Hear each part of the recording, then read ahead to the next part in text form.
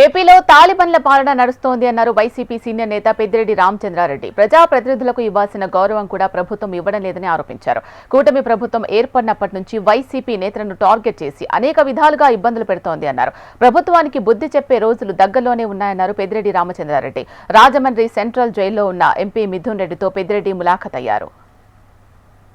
ఏర్పడినప్పటి నుంచి కూడా అనేక రకాల వైఎస్ఆర్ కాంగ్రెస్ పార్టీ శ్రేణులను ముఖ్యంగా వైఎస్ఆర్ కాంగ్రెస్ పార్టీలో ప్రధాన భూమిక పోషించే నాయకులందరినీ కూడా టార్గెట్ చేసి అనేక విధాల ఇబ్బందులు పెడతా ఉన్నారు. అనేక రకాల కేసులు పెడతా ఉన్నారు.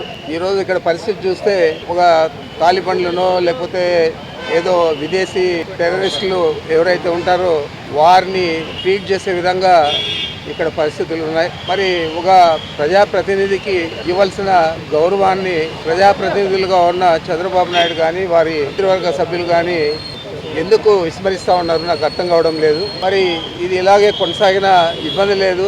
వైఎస్ఆర్ కాంగ్రెస్ పార్టీ శ్రేణులు తప్పకుండా ఈ పరిస్థితిని అధిగమించి ఈ ప్రభుత్వానికి బుద్ధి చెప్పే రోజులు దగ్గరలో ఉంటాయి.